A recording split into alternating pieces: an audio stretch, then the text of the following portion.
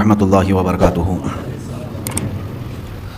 الحمد للہ وکفا وسلام علی حبیبہ المصطفیٰ. اما بعد فاعوذ باللہ من الشیطان الرجیم. بسم اللہ الرحمن الرحیم. میرا چینل سبسکرائب کر تو پہلے سبسکرائب کے بٹن پر کلک کر کے میرا چینل سبسکرائب کر لیں. وسلموا تسلیما.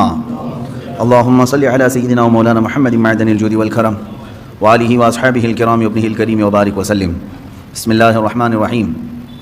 ورفعنا فوقهم الطور بميثاقهم وقلنا لهم ادخلوا الباب سجدا وقلنا لهم لا تعدوا في السبت وأخذنا منهم ميثاقا غليظا فبما نقضهم ميثاقهم وكفرهم بآيات الله وقتلهم الأنبياء بغير حق وقولهم قلوبنا غلف بل طبع الله عليها بكفرهم فلا يؤمنون إلا قليلا.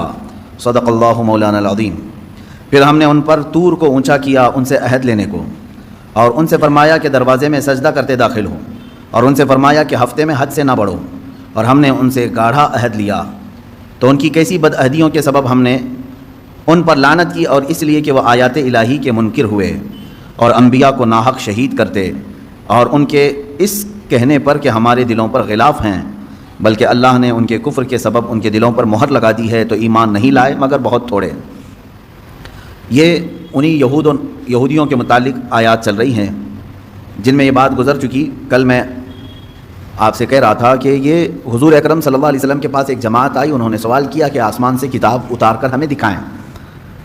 تو اللہ تعالیٰ نے فرمایا یہ تو آپ سے یہ سوال کی ہے کہ آسمان سے کتاب اتار کر کے دکھائیں. اس سے بھی بڑا سوال انہوں نے موسیٰ علیہ السلام سے کیا تھا. کیا سوال کیا تھا؟ ارنا اللہ جہرتن، اللہ کو کھلے طور پر ہمیں دکھواؤ، ہمیں اللہ کا دیدار کراؤ تب ہم ایمان لائیں گے. تو یہ اس طرح کی جماعت ہے، اس سے بھی بڑا سوال کر چکی ہے موسیٰ علیہ السلام سے. اللہ تعالیٰ نے فرمایا ان کی انہی حرکتوں پر اللہ نے ان پر عذاب نازل کیا، یعنی بجلی کڑک جو ہے ان کو آ کر گھیر چکی تھی. پھر اس کے بعد اتنی بڑی نشانیاں دیکھ کر کے اب انہیں باز آ جانا چاہیے پرانی عادتوں سے. لیکن ان یہودیوں کی ایک عادت یہ بھی ہوئی کہ وہ بچھڑے کی پوجا میں لگ گئے.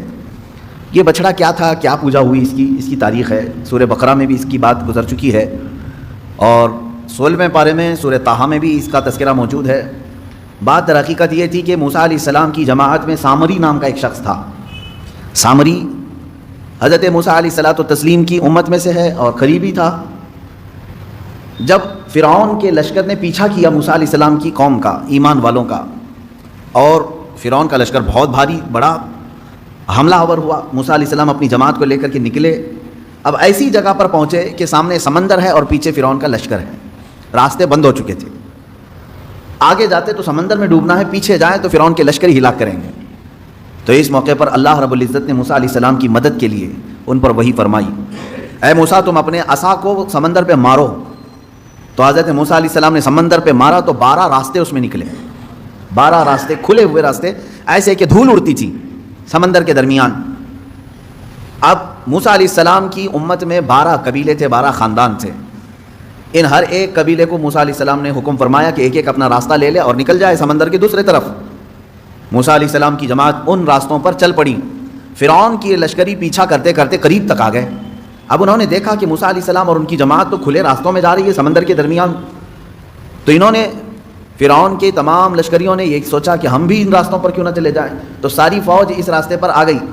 جب یہ درمیان میں پہنچے اللہ نے سمندر کو واپس پھر سے ملا دیا، جیسا تھا سمندر ویسی، سب کے سب غرق ہو گئے. فرعون بھی اس میں ڈوب گیا، پانی کی موجوں نے اسے غرق کر دیا. موسیٰ علیہ السلام صحیح سلامت باہر نکلے. یہ واقعہ آپ نے سنا ہوگا اور قرآن پاک میں اس کا تذکرہ آیا ہے. اب موسیٰ علیہ السلام جب سمندر کو عبور کر کے دوسری سمت میں آئے تو یہاں اب معاملہ یہ تھا کہ اپنی قوم کو موسیٰ علیہ السلام نے روزہ رکھنے کا حکم دیا. یہ عاشورہ کا دن تھا، شکرانے میں انہوں نے روزہ رکھا، عبادت کیا. اب اللہ تبارک و تعالیٰ نے آپ کو کوہ طور پر بلایا. طور ایک پہاڑ ہے، آج بھی مصر میں سینا ایک علاقہ ہے اور اتنی لمبی پہاڑیوں کا سلسلہ ہے کہ ختم نہیں ہوتا. تقریباً 100 کلومیٹر تک بھی آپ جائیں تو پہاڑ ہی ہے، بیچ میں کوئی گیپ نہیں ملے گا. یہ پہاڑیوں کا سلسلہ ہے اور انہی میں سے ایک پہاڑ ہے سینا، اس کو طور سینا اس کو کہتے ہیں. اس پہاڑی کو مقدس کہا گیا ہے اس لیے کہ اللہ تبارک و تعالیٰ نے وہاں موسیٰ علیہ السلام کو بلایا. موسیٰ علیہ السلام اپنی قوم میں اپنے بھائی ہارون علیہ السلام کو نائب بنا کر کے گئے. ہارون علیہ السلام طبیعت کے بڑے نرم مزاج تھے، بڑے نرم سے. موسیٰ علیہ السلام کا جلال اور ان کے تمام رعب و دبدبے سے لوگ خوف کھاتے تھے، ڈرتے تھے. ہارون علیہ السلام کے ساتھ ایسا معاملہ نہیں تھا. موسیٰ علیہ السلام جب کوہ طور پر گئے تو 40 دن تک قیام کیا، واپس نہیں آئے اپنی قوم کے پاس. 40 دن تک وہیں ٹھہرے رہے، کیونکہ تورات اتر رہی تھی کوہ طور پر. جب آپ گئے تو تورات جو اللہ کی کتاب ہے وہ اتاری جا رہی تھی. 40 دن لگ گئے. تو 40 دن جو یہ گیپ ہوا موسیٰ علیہ السلام کا، یہاں ان کی قوم میں کچھ خرابیاں شروع ہو گئیں، کچھ برائیاں شروع ہوئی. کچھ نہیں بلکہ بڑی بھیانک برائیاں. سامری نام کا جو شخص جس کے متعلق میں نے کہا، یہ بہت ہی چالاک آدمی تھا، چتر آدمی تھا. اس نے سارے لوگوں کے پاس جو جو سونا چاندی تھا سب جمع کروا لیا. سب نے سونا چاندی جمع کیا. کیوں؟ وہ کہہ رہا تھا میں تمہارا خدا سامنے دکھاؤں گا تمہیں. ہو سکتا ہے اس زمانے کا وہ ڈھکوسلا پیر ہوگا، جیسے آج بھیجے میں دکھانے والے ہیں، اس وقت وہ میٹل میں دکھا رہا تھا. تو اس نے کہا کہ تم سب کے سب سونا اور چاندی لے کر کے آؤ. سب لے کر کے آئے. جس کے پاس جتنا سونا چاندی تھا وہ سب لا کر کے جمع کیے. اب وہ کافی بڑی تعداد میں ہوا. اب سامری نے کیا کیا؟ یہ سونا چاندی سب کا لے کر کے میلٹ کیا، اس کو میلٹ کیا، گرما کر کے پگھلایا. پگھلا کر کے اس سے ایک بچڑا بنایا، بیل کا بچہ. اور بچڑا جب سونے اور چاندی کے سارے دھاتوں سے مل کر کے بنا تو بڑا خوبصورت بچڑا تھا. واللہ عالم اس کے ذہن میں کیا بات تھی، کیا چل رہا تھا اس کے دماغ میں. ہو سکتا ہے اس زمانے کا وہ بہت ہی ذہین و فتین آدمی ہو. تو اس نے بچڑے کو بنانے کے بعد اب کیا کیا، اس بچڑے میں کچھ ایسی چیز ڈال دی جس سے وہ بچڑا بولنے کے قابل ہوا. سیل نہیں، بیٹری نہیں، یا کمپیوٹر کا زمانہ نہیں. بچڑا صاف بولتا تھا. لوگ اپنی حاجتیں لے کر کے آتے تھے، بچڑا ان سے بات کرتا تھا. اب سامری نے کیا کہا، اس بچڑے کو بنا کر کے کہا الہنا و الہ موسیٰ، موسیٰ کا خدا بھی یہی ہے اور ہمارا خدا بھی یہی ہے. موسیٰ طور پر گئے ہیں، خدا ہمارے پاس آ گیا ہے. تو سب کے دماغ میں بات آ گئی. اس زمانے میں ظاہر سی بات ہے بچڑا بولے گا تو تعجب ہی کی بات ہوگی. 4000 سال پہلے کی بات کر رہا ہوں. آج سے آپ میں سے بڑے حضرات بھی یہاں پر موجود ہوں گے، موبائل کا تصور بھی نہیں رہا ہوگا کہ کوئی ڈبہ ایسا ہوگا چھوٹا سا جس میں سے بات آ سکتی ہے. فون کو ہی لے کر کے، وائرلیس فون کو ہی لے کر کے لوگ عجب عجب حرکتیں کرتے تھے. اب موبائل کے بھی زمانے کو ابھی دیکھ رہے ہیں نا. اب جو بزرگ حضرات ہیں انہوں نے سوچا بھی نہیں ہوگا کہ موبائل بغیر وائر کے کنیکشن کے ایک جگہ سے دوسری جگہ کیسے بات کرا دے گا. بات نہیں، پورے ویڈیو کر کے ایک دوسرے کو دکھا بھی دیتا ہے. یہ چند سالوں پہلے نہیں تھا. تو ہمارے جو باپ دادا تھے ان کے لیے تو تعجب کا ہی مقام ہوگا نا. اب یہ 3000-4000 سال کے عرصے پہلے کی بات کر رہا ہوں. اس زمانے میں اگر کوئی بچڑا بولنے لگے، بات کرنے لگے تو کیا تعجب کی بات نہیں؟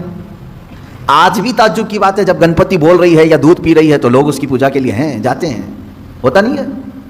بات مشہور ہوتی ہے کہیں کہیں کی، ہم تو جا کر دیکھے نہیں ہیں، ہوتا ہوگا، ہمیں تو معلوم نہیں ہے. لیکن آج بھی اس ترقی یافتہ زمانے میں بیٹری کا زمانہ ہے، سیل کا زمانہ ہے، الیکٹرانک ساری چیزیں آ گئی ہیں، لیکن اکا دکا خبریں آج بھی کسی گاؤں سے آتی ہیں کہ فلاں بھگوان دودھ پی رہے ہیں یا لڈو کھا رہے ہیں. تو لوگ یقین بھی کرتے ہیں اور اس کی طرف چڑھاوے زیادہ بھی ہوتے ہیں. تو اب آپ اندازہ کرو 3000 سال پہلے جب سامری نے بچڑے کو لائیو بولتا ہوا دکھا دیا تو کیا ان کے عقیدوں کا کیا حال ہوا ہوگا. اسی لیے میجورٹی اس میں اس کی عبادت میں لگ گئے. بچڑے کی ایسی محبت رچ بس گئی کہ سجدہ بھی اسے کرنے لگے، مانگنے بھی اس سے لگے، اعتکاف بھی کرنے لگے، نظر و نیاز بھی کرنے لگے، منتیں کرنے لگ گئے بچڑے کے سامنے. یہ 40 دن میں اتنا سا برا حال ہو گیا. ایمان والی قوم کا، فرعون کا نہیں، ایمان والی قوم کا یہ حال ہو گیا. موسیٰ علیہ السلام 40 دن کے بعد واپس تشریف لائے. اچھا، ان دنوں میں آپ کے ذہن میں یہ سوال آ سکتا ہے ہارون علیہ السلام کیا کر رہے تھے؟ کیونکہ موسیٰ علیہ السلام کے بھائی ہیں اور ان کو وہ نائب بنا کر کے بھیجے تھے. ہارون علیہ السلام کو جو منع کرنا تھا وہ منع کرتے رہے، لیکن اکثریت جو ہے وہ سامری کے جادو کو دیکھ کر کے اس طرف چل پڑی. تو جو لوگ بچ گئے وہ ہارون علیہ السلام کے ساتھ تھے. چند ایمان والے بچے رہے، اور ہر زمانے میں ایمان والوں کی تعداد رہے گی. ایسا نہیں کہ پورے روئے زمین پر ختم ہو جائیں گے. موسیٰ علیہ السلام نہیں تھے تب بھی ایمان والے موجود رہے ہارون علیہ السلام کے ساتھ. 40 دن کے بعد واپس تشریف لائے موسیٰ علیہ السلام طور سے. دیکھا اپنی قوم کو، یہ کیا ہو گیا، تم لوگوں نے بچڑے کو کیسے معبود بنا لیا. اور پھر اس کے بعد سامری کو گرفتار کر کے موسیٰ علیہ السلام لے آئے. تو نے بڑا کھلا شرک کیا، تیرا قتل واجب ہے، اب تجھے مارا جائے گا. لیکن یہ تو بتا اس کو بولنے کے قابل تو نے بنایا کیسے؟ لوگوں کا سونا چاندی سب میلٹ کیا، اب بنایا کیسے تو نے اس کو؟ خیر ہے، آپ دیکھیں سامری اس زمانے میں بچڑے کو بولنے کے قابل تو بنایا، لیکن بچڑے کے بھیجے میں خدا نہیں دکھایا. یہ اس زمانے کا کمال ہے. وہ جادو جس طرح سے بھی کیا ہوگا، لیکن اس نے کہا یہی خدا ہے. اب آپ اندازہ کریں موسیٰ علیہ الصلوۃ والتسلیم نے جب اس سے سوال کیا، اب وہ جواب کیا دیتا ہے؟ بصرت بما لم يبصروا به فقبضت قبضة من اثر الرسول فنبذتها وكذلك سولت لي نفسي. یہ 16ویں پارے میں ہے. جب ہم سمندر کا راستہ طے کر کے آگے آ رہے تھے اس وقت معاملہ یہ تھا، موسیٰ علیہ الصلوۃ والتسلیم گھوڑے پر سوار تھے. موسیٰ علیہ السلام گھوڑے پر سوار تھے. اب سامری کہتا ہے میں نے ایک چیز ایسی دیکھی جو لوگوں نے نہیں دیکھی, عام لوگ نہیں دیکھ رہے تھے. کیا؟ موسیٰ علیہ الصلوۃ والتسلیم کے گھوڑے کے آگے آگے جبرائیل علیہ السلام چل رہے تھے. وہ شاید چاہے وہ گھوڑے کی رسی پکڑ کر کے یا باگڈور سنبھالے ہوئے جبرائیل علیہ السلام چل رہے تھے. یہ کہتا ہے سامری مجھے کچھ تو نظر آ رہا تھا کہ کوئی نوری مخلوق آگے چل رہی ہے. تو کیا ہوا پھر؟ وہ کہتا ہے کہ میں جبرائیل کے پاؤں کے نیچے کی مٹی اٹھاتا رہا. قرآن میں ہے یہ, جہاں جہاں سے وہ چلتے جا رہے تھے ان کے پیروں کے نیچے کی میں مٹی اٹھا رہا تھا. فقبضت قبضة من اثر الرسول, اس قاصد اس فرشتے کے پیروں کے نیچے کی مٹی میں اٹھایا. پھر کیا کیا؟ کہا وہی مٹی, اسی مٹی کو لا کر میں نے بچڑے کے منہ میں ڈالا, یہ بولنے لگ گیا. اللہ اکبر. یہ قرآن کا فلسفہ ہے میرے عزیزو. یہاں سے کئی باتیں ہمیں سمجھ میں آتی. یہ کون سا بچڑا تھا جس کا تذکرہ چل رہا ہے یہاں پر؟ وہی بچڑا ہے. اب عبادت اتنے سارے لوگوں نے کیوں کیا یہ بھی آپ کو سمجھ میں آ گیا. اس زمانے کا وہ بہت بڑا کمال تھا, بہت بڑا. اس زمانے میں کمال سمجھتے ہیں, کہہ تو رہا ہوں میں, بھگوان جب دودھ پینے لگے لڈو کھانے لگے تو اس زمانے میں کمال سمجھتے ہیں. 3000 سال پہلے کیا حال ہوگا. اب آپ ہزاروں لوگ اس میں جو گمراہ ہوئے تھے, شرک کیے, حکم ان کے لیے یہ آیا کہ ان سب کو قتل کر دیا جائے. سارے لوگوں کو مار دیا گیا, قتل. وہ سخت ترین حکم تھا بنی اسرائیل کے لیے. وہ قتل ہو گئے. جتنے عبادت کیے تھے بچڑے کی وہ سب ختم ہو گئے. اب اندازہ کریں آپ, یہاں سے کئی باتیں اس سے سمجھ میں آتی ہیں. سامری کا بھی قتل ہوا, اس کے پیچھے جتنے لوگ چلے تھے ان کا بھی قتل ہوا. سب سے پہلی چیز اس واقعے سے ہمیں جو چیزیں ملتی ہیں نکل کر کے, وہ کیا کیا ہیں؟ پہلی چیز تو یہ ہے کہ قوم سے جب رہبر دور ہوتا ہے تو قوم بگڑ جاتی ہے. پہلی چیز یہ ہے. اسی لیے کہا گیا کہ زیادہ دیر تک قوم کو خالی نہ چھوڑا جائے. اور حضور اکرم صلی اللہ علیہ وسلم کی حدیث بھی ہے, جس قوم کا کوئی امام نہیں, جس کی گردن میں کسی کی بیعت نہیں, تو وہ شیطان کا کھلونا بن جاتا ہے. شیطان اسے ادھر کھینچتا ہے ادھر کھینچتا ہے. ید اللہ علی الجماع, اللہ کا دست قدرت پوری جماعت پر ہے. جس کی کوئی گائیڈنگ کر رہا ہو, لیڈنگ کر رہا ہو, امام ہو. من شذ شذ فی النار, حضور فرماتے ہیں جو جماعت سے ہٹا اسے تنہا جہنم میں ڈالا جائے گا. جماعت کا مطلب کیا ہے؟ یہی تمام یونٹی اسلام اور مسلمانوں کی. عزیزان گرامی, 40 دن موسیٰ علیہ السلام نہیں تھے اپنی قوم کے ساتھ, تو کیا ہوا؟ سب بچڑے کی پوجا میں لگ گئے. اب یہاں اندازہ کریں آپ, برسوں برس جن کے درمیان کوئی شیخ نہ ہو, کوئی عالم بعمل نہ ہو, کوئی ان کی صحیح تربیت کرنے والا نہ ہو, تو پھر کیا ہوگا؟ سب ہوس کے پجاری ہو جائیں گے. یہ اور بات ہے کہ اللہ نے بچا رکھا ہے, آج بچڑے کی پوجا تو نہیں کر رہے لیکن اپنی خواہشات کی پوجا تو کر رہے ہیں. آج تقریباً جو مرضی میں آئی اس چیز کو عمل کر لے جانا, یہ پوجا ہی تو ہے. ہر خواہش کو پوری کر لینا کہ ابھی ابھی ہم نے سوچا اور یہ ہونا ہی ہے. اسی لیے قرآن کہتا ہے ارأیت من اتخذ الہہ ہوا, اے رسول کیا آپ نے دیکھا کچھ وہ لوگ ہیں جو اپنے خواہشوں کو معبود بنائے ہوئے ہیں, اپنے خواہشوں کو خدا بنائے ہوئے ہیں. کیسے؟ دیکھیں, خدا وہ ہے جس کی ہر بات مانی جائے گی, ہے نا. خدا کی ہر بات ماننا ضروری ہے. اگر ایک بھی بات کا انکار کیا خدا کی تو تم بندے نہیں ہو. خدا کی ہر بات مانی جاتی ہے جس طرح سے, اس طرح بعض بندے ایسے ہیں جو اپنی طبیعت کی ہر بات ماننے کو تیار ہیں. نہ مانو ہر بات اس کی, ہر بات اس کی نہ مانو, اور اس کو تم خدا کا درجہ دو گے تو ہوگا کیا؟ اللہ تبارک و تعالیٰ اپنے رسول سے فرماتا ہے, کیا اے حبیب ایسے لوگوں کی آپ سفارش کریں گے جو صرف اپنی خواہشات کی پوجا کر رہے ہوں؟ عزیزان گرامی وقار, جس طرح سے بنی اسرائیل بچڑے کی پوجا میں لگ گئے, مجھے ایسا لگتا ہے اس دور میں بہت سارے لوگ اپنی خواہشات کی پوجا میں لگ گئے. انہیں کسی چیز کی خواہش تھی جس کی وجہ اس کو پورا کرنے کے لیے وہ ہر کام کرنے کے لیے تیار ہے. ایک کرسی چاہیے, ایک کرسی چاہیے, یہ تمہاری خواہش ہے. اب یہ کرسی کی خواہش تم سے ہر کام کرا لیتی ہے. یہ عبادت نہیں ہے تو اور کیا ہے؟ تم اپنی خواہشات کی بات, ایک وقت کا تمہیں گوشت چاہیے تھا کھانے کے لیے, پیسے نہیں تھے لیکن خواہش کو پوری کرنا ہے. یہی خواہشات نے تمہیں چوری کرایا یا دھوکہ دلوایا, دھوکہ دینے پر آمادہ کیا. یہ تمام چیزیں کر کے تم اس برتن تک پہنچتے ہو جو تمہاری خواہش ہے. ہر خواہش کو پوری کرنا ضروری نہیں.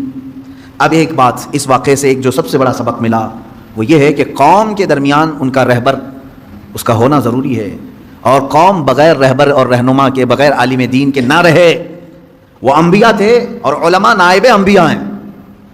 ہر جماعت میں, ہر قوم میں, ہر محلے میں ایک عالم کا ہونا ضروری ہے جو ان کی اصلاح کرے, ان کی تربیت کرتا رہے. اور ان کو برسوں برس چھوڑے رہو گے تو دلوں میں زنگ لگ جائے گا جو آج ہو رہا ہے. دوسری چیز اس واقعے سے یہ بھی پتہ چلتی, یہ ایک تو 40 دن کا گیپ جو اس قوم کو شرک میں لے آیا. دوسرا اس سے جو ملتا ہے کہ قوم ہمیشہ جو ہے چمتکار کو, جو دکھنے والی ہے, اس کی طرف بڑھ جاتی ہے ہمیشہ ہوتا ہے. کیونکہ ہارون علیہ السلام تھے جماعت میں, تو آپ نے ایسا کچھ دکھایا نہیں, یعنی بولتا ہوا بچڑا, بولتا ہوا کتا دکھایا نہیں, جبکہ وہ بھی نبی ہیں. اور سامری نے دکھا دیا, تو قوم نے کس کی طرف رخ کیا؟ سامری کی طرف. اس سے پتہ یہ چلتا ہے اکثر لوگ جو ہے اس چیز کی طرف اٹریکٹ ہوتے ہیں جو چمک رہی ہے چیز. ایسا نہ کرو میرے عزیزو, یہ گمراہی ہے, گمراہی ہے. آج کے زمانے میں ہو سکتا ہے تمہیں کوئی ایسا کر کے دکھائے, ایسا کر کے دکھائے, آؤ ہماری عبادت خانے میں ہم تم کو دکھاتے ہیں کہ کیسے ہمارا خدا بولتا ہے. تم نے وہاں دیکھ لیا, پھر کیا میرے پاس آئے, کہا کہ حضرت وہاں تو خدا بول رہا ہے, مسجد میں تو کبھی آپ نے دکھایا نہیں خدا بول رہا ہے. یہ سیم وہی چیز ہے جو بنی اسرائیل کے ساتھ ہوئی. سامری بچڑے کو بلوا کر کے دکھایا تو سب شرک میں مبتلا ہو گئے. اور ہارون علیہ السلام نے کچھ نہیں دکھایا, لیکن یہ کہا کہ اللہ ایک ہے, تو چند ایمان والے قائم رہے, باقی ادھر چلے گئے. اے میرے عزیزو, آج کے دور میں اگر کوئی اس طرح تمہارے عقیدے کو خریدے تو کس کی طرف جاؤ گے, کس کی طرف جاؤ گے؟ فار ایگزامپل چند سال پہلے کی بات, شاید میں نے اس کو کہا ہے, دہرا رہا ہوں. ایک صاحب آئے, پیٹ کے درد کی شدت تھی, ان کو تکلیف تھی, کئی مرتبہ آئے تھے, پانی دم کر کے بھی لے گئے, تعویذ بھی لے کر کے گئے. چند دنوں کے بعد بگڑے ہوئے تیور تھے اس بندے کے, ملاقات ہوئی تھی تو پتہ چلا کہ پیٹ کا درد صحیح ہو گیا ہے. تو میں نے پوچھا کیا کیا حالات ہیں؟ کہا کہ بس میں سب چھوڑ دیا, ایک جگہ جا رہا ہوں, فلاں جگہ. کیا ہے؟ کہا وہ ایک پوجا کرنی رہتی ہے گوبر کو رکھ کر کے. کہا کر رہا ہوں. یہ کہاں سے آئی تمہارے اندر چیز؟ اس نے کہا فلاں بابا تھے, انہوں نے ایک لکوڈ دیا پینے کے لیے, پیٹ درد صحیح ہو گیا. کہا کیا لکوڈ دیا تھا؟ کہا آپ برا مانیں گے حضرت. میں نے کہا کیا چیز دیا پینے کے لیے؟ کہا گائے کا پیشاب. کہا پی لیا تم نے؟ کہا پیا, پیٹ کی درد کی شدت تھی. اس کے بعد پھر وہ کہتا ہے کہ میں پوجا کرتا ہوں. یہ ہے عزیزان گرامی وقار, شیطان ابلیس لعین ہو سکتا ہے تھوڑی دیر تمہاری بیماریوں کو سن کر کے دکھائے, ہو سکتا ہے تھوڑی دیر تمہاری بیماریوں کے اوپر پردہ ڈال کر کے دکھائے تاکہ تمہارا عقیدہ خراب ہو جائے, تم یہ سوچنے لگ جاؤ کہ نہیں یہاں سے شفا ملتی ہے. ایمان والا وہ ہے جو ایوب علیہ السلام کے نقش قدم پر چلے ہیں, کہ بدن میں پورے کے پورے چھالے پڑ جائیں, جسم کٹ جائے, تب بھی ایوب علیہ السلام کا ایمان یہ تھا کہ شفا میرا مولا ہی دے گا, شفا میرا اللہ دے گا. ہر چمکنے والی چیز, ہر سامنے دکھنے والی چیز کے اوپر ایمان لانا ضروری نہیں میرے عزیزوں. اس کی سیم ایسی ہی مثال دیکھ لیں, میجورٹی لوگوں کی آج کون سے ہاسپٹل جاتی ہے, کون سے ڈاکٹر کے پاس وزٹ کرتی ہے, سب کو معلوم ہے. بیچارے آج BHMS اور BUMS والوں کی بھی حالت یہ ہو گئی ہے کہ وہ لوگ بھی ایلوپیتھک کی ہی پریکٹس کرنا چاہتے ہیں, ان کی فیلڈ نہیں ہے. وہ BHMS ہیں, BUMS ہیں. BHMS والے ہومیوپیتھک ان کو کرنا چاہیے, پریکٹس کرنا چاہیے. BUMS والوں کو یونانی کرنا چاہیے, BAMS والوں کو آیورویدک کرنا چاہیے. لیکن وہ سب چھوڑ چکے, گولیاں یہی دیں گے, تم کو ڈولو چاہیے ڈولو لے لو. وجہ کیا ہے؟ یہاں کوئک صحیح ہونا, فوراً صحیح ہونا, یہ چمتکار ہے ایلوپیتھک ڈاکٹروں کا. ان ڈاکٹروں نے ابھی گولی دی, شام میں بخار چلی گئی, رات کو گولی کھا کے سوئے, صبح تک سردی ختم ہو گئی. تو انسان کو ایسا چاہیے آج کے زمانے میں. یہ اس طرح کی خواہش تمہیں گمراہی کی طرف لے جائے گی. کیوں میرے عزیزو؟ انہی ڈاکٹروں سے پوچھ لینا جنہوں نے آپ کو فوراً صحیح کر دیا ہو, ایک دن میں صحیح کر دیا ہو. ایک بیماری کو صحیح کر کے وہ 4 بیماریاں سائیڈ افیکٹ میں ڈال کے بھیجتے ہیں. ہوتا ہے کہ نہیں ہوتا معلوم ہے آپ کو؟ ہر ایک دوا کا سائیڈ افیکٹ ہے, یہ خود ایلوپیتھک پورا مطلب جو پینل ہے وہ خود کہتے ہیں. اب ہونا یہ چاہیے, ایک ڈاکٹر صاحب ہیں BUMS ہیں, اور اس کی تھوڑی بہت ہمیں شدھ بدھ ہے یونانی دوائیوں کی. میری ان سے بات ہو رہی تھی, میں نے کہا کہ ڈاکٹر صاحب یہ بہت اچھی لائن ہے, اس کو آپ امپروو کریں, ان دواؤں کو اور لائیں. تو انہوں نے کہا کیا کریں حضرت, بات ایسی ہے کہ ہمارا اثر دیر سے دکھاتا ہے اور لوگوں میں اتنا صبر نہیں ہے. وہ اسی چیز کی طرف جاتے ہیں کہ جمعہ کو گولی کھائیں, سنیچر کو فٹ ہو جائیں. ایک دن کا ان کو چاہیے. اسی لیے ہم نے خود اپنی لائن چھوڑ دی ہے, پریکٹس اس پر کر رہے ہیں, دوائیاں وہی دے رہے ہیں. عزیزان گرامی وقار, یہ چیز زندگی میں بھی ہو رہی ہے, ہمارے زندگی میں بھی. بنی اسرائیل نے وہاں پر 2 معاملات تھے. ایک طرف ہارون علیہ السلام ہے جو کہہ رہے ہیں اللہ ایک ہے اور اس کی بڑی طاقت ہے, نہیں مان رہے تھے ان کی بات. کس کی طرف گئے؟ وہ سامری کی طرف, کیونکہ وہ دکھا رہا تھا, بچڑے کو بولنے کے قابل بنا کر کے لوگوں کے سامنے لائف دکھا رہا تھا, اس کی طرف چلے گئے. اس کا مطلب یہ ہوا کہ ہر لائف دکھنے والی چیز حقیقت نہیں ہوتی. ایمان کو اپنے سنبھالو. یہ باتیں میں اس لیے کر رہا ہوں, ان قریب دجال کے زمانے کا آنے کا زمانہ قریب آ چکا ہے. دجال کے آنے کا زمانہ ان قریب ہے. وہ اس سے بھی بڑے چمتکار دکھائے گا, تب آپ کیا کریں گے؟ اسے خدا کہہ دیں گے.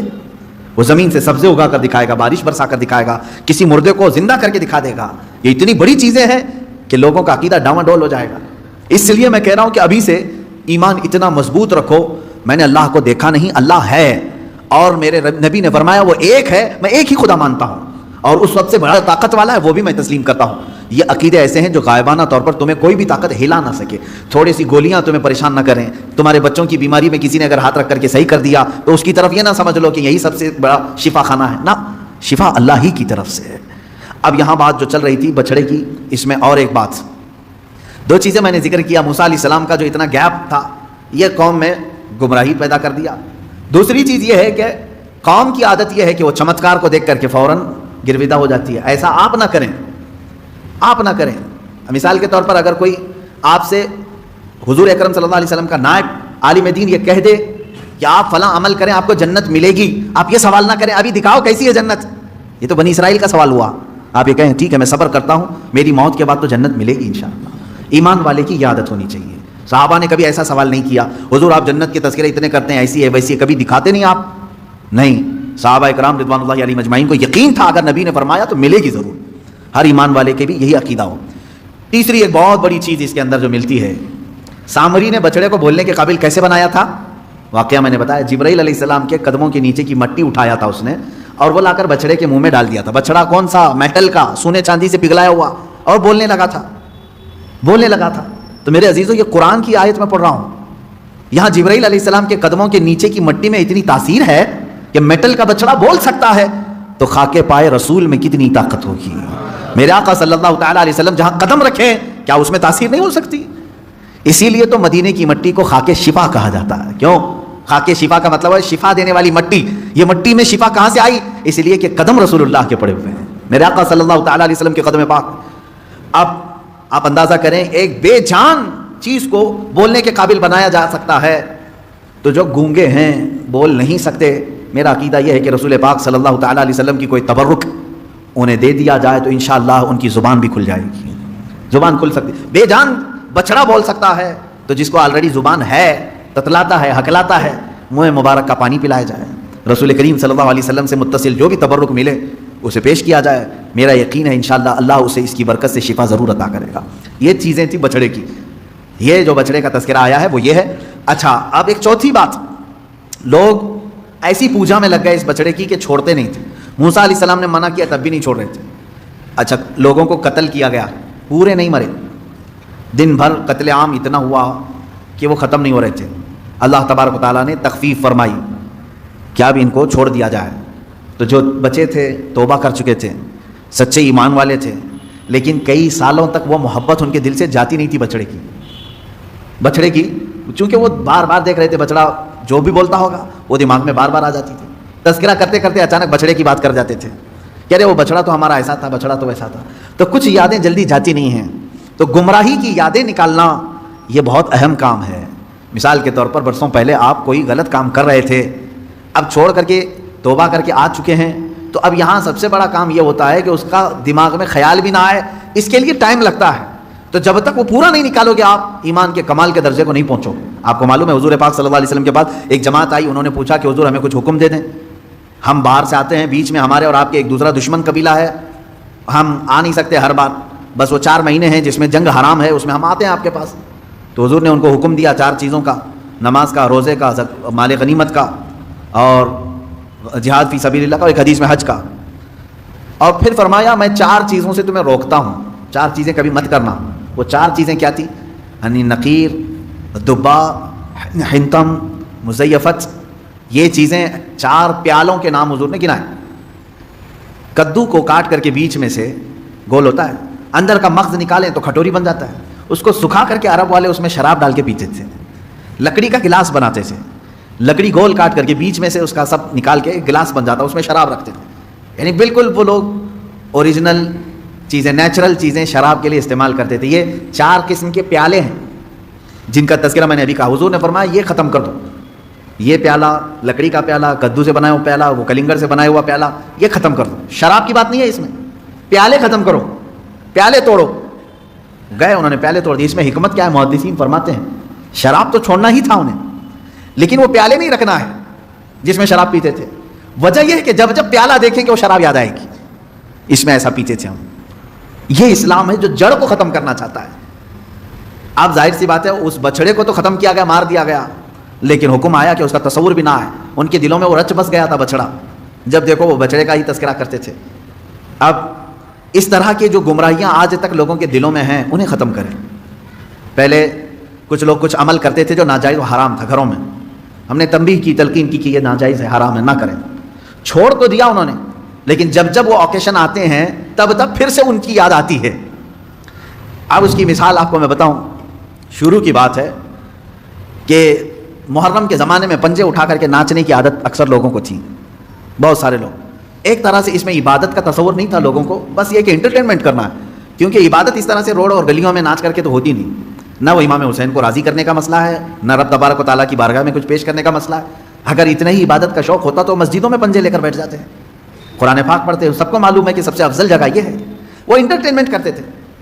اب ہوا یہ کہ ہم نے کہا کہ یہ بے حرمتی ہو رہی ہے، مولا حسین کے نام پر بے حرمتی ہو رہی ہے.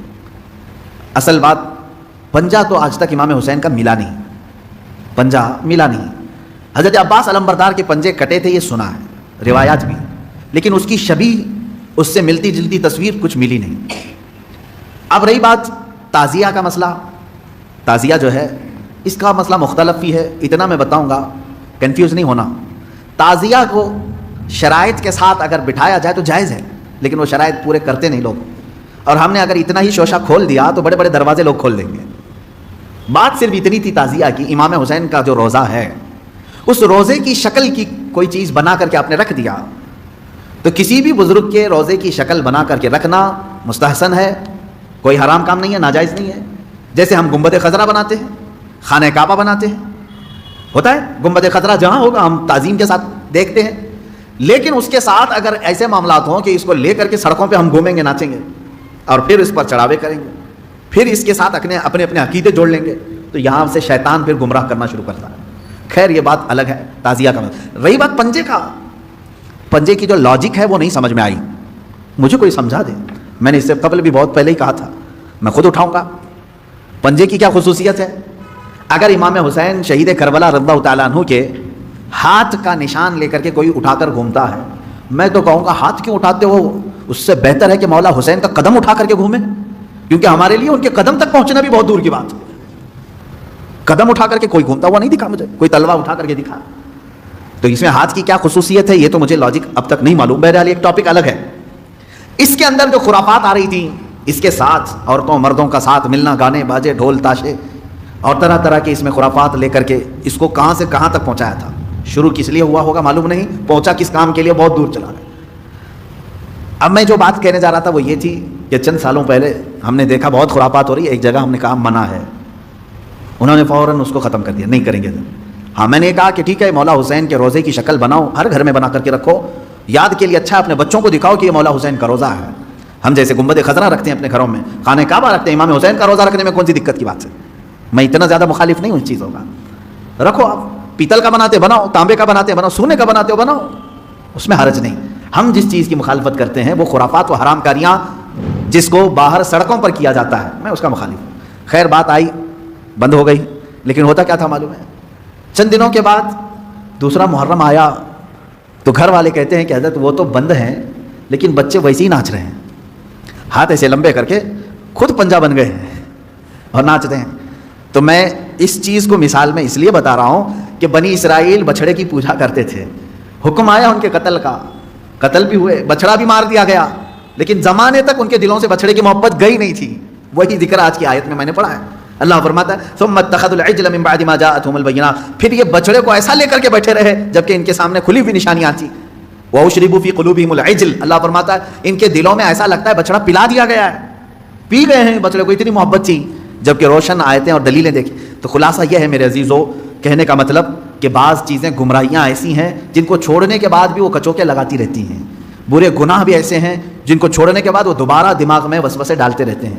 ان کاموں کو حتمی طور پر اپنے تصور میں بھی نہ آئے. اعوذ باللہ من شر الشیطان الرجیم کثرت سے پڑھیں. اعوذ باللہ من شر الشیطان الرجیم، من شر الشیطان الرجیم.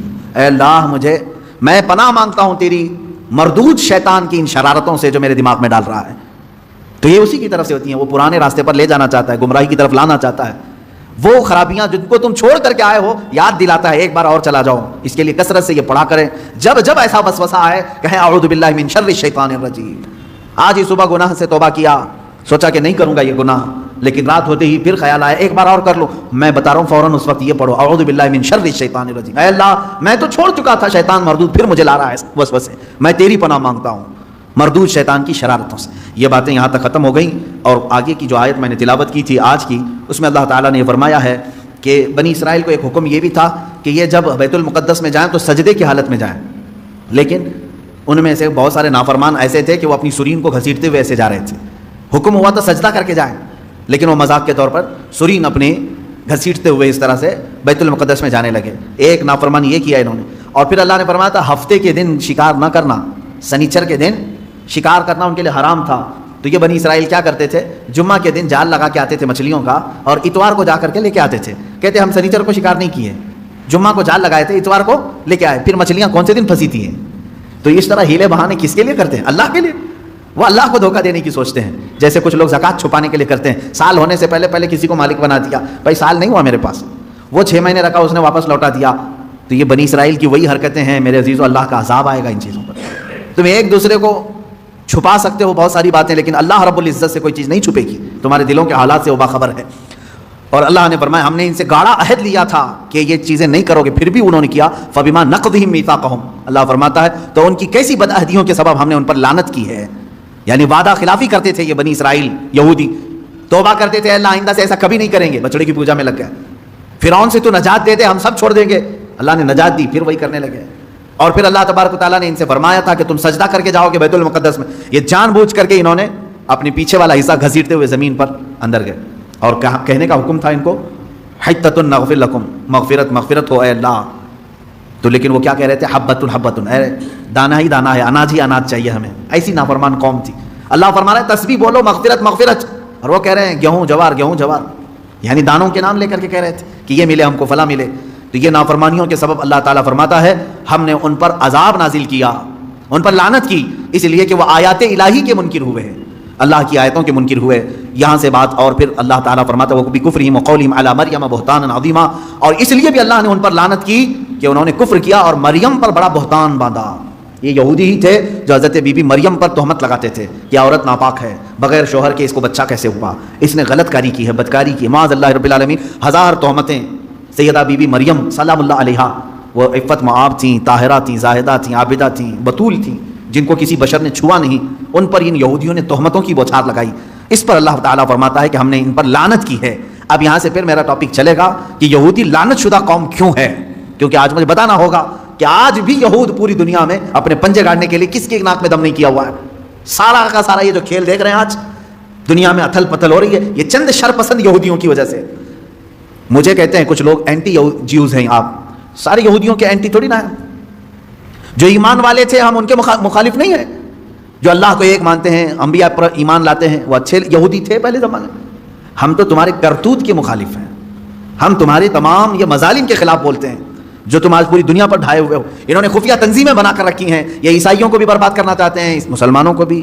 ان کا صرف اور صرف نظام ایک ہی ہے کہ دنیا بنی ہے تو صرف یہودیوں کے لیے بنی ہے, راج ہوگا تو صرف یہودیوں کا ہوگا, باقی ساری انسانیت غلام ہوگی. اس پر میں انشاءاللہ آگے گفتگو کروں گا. یہاں سے آیتیں یہی چل رہی ہیں. اللہ فرما رہا ہے ان پر ہم نے لعنت کیوں کی, ان پر ہم نے لعنت کیوں کی. ان کی کئی وجوہات اللہ نے بیان کی. یہ ہمیشہ وعدہ خلافی کرتے ہیں, وعدہ توڑتے ہیں.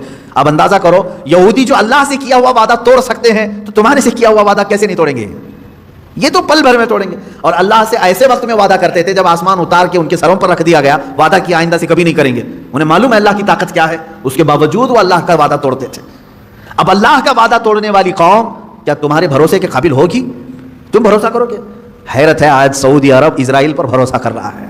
جو اللہ کا وعدہ توڑتی ہے وہ سعودی کا وعدہ کیوں نہیں توڑے گی؟ یہی یہود ہیں جو آج اسرائیل میں ہیں. حیرت ہوتی ہے, ابھی سعودی عرب نے اپنے تعلقات جو استوار کیے ہیں اسرائیل سے وہ یوں ہی نہیں کیے.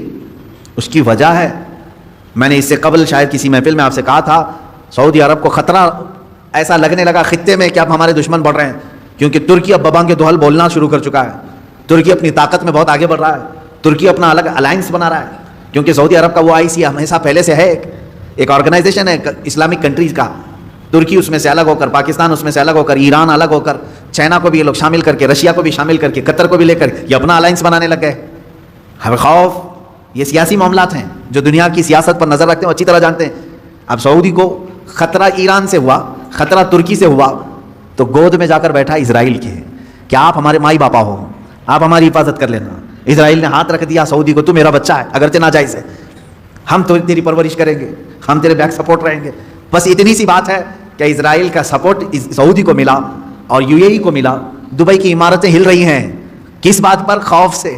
ہم نے تو آسمان چھوتی ہوئی عمارتیں بنائی, سیکورٹی تو نہیں ہے. جب آس پاس کے دشمن ملک یعنی ملک دشمن ہو جائیں گے تو خطرہ ان کی بلڈنگوں پر بھی ہے, ہمیشہ لہرا رہی ہیں خوف سے.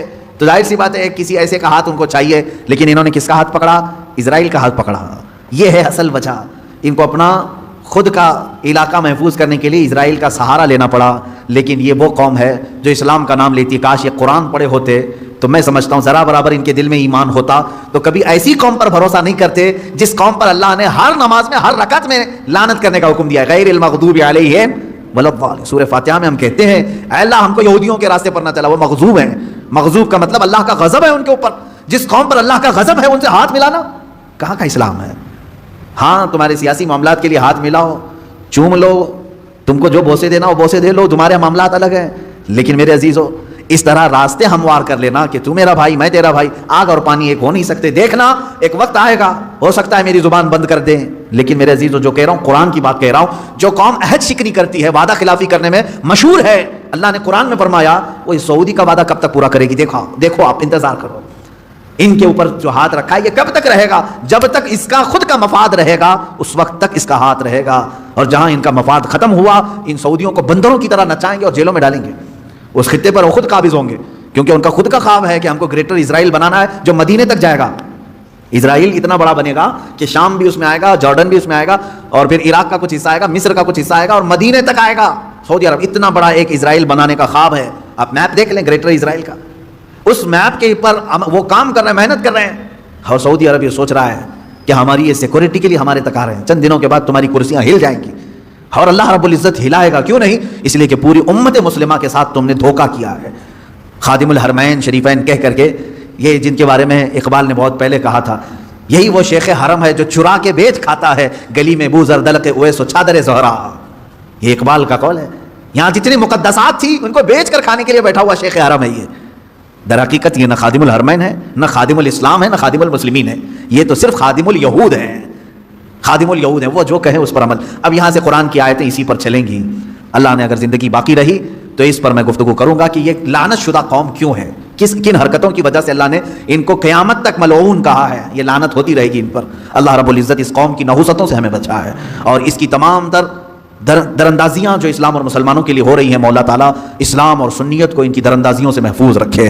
خلاق العالمین یہود و نصارہ کی تمام برے منصوبوں کو تو خاک میں ملا دے, اسلام و سنیت کا بول بالا فرما دے. وآخر دعوانا الحمدللہ رب العالمین. السلام علیکم.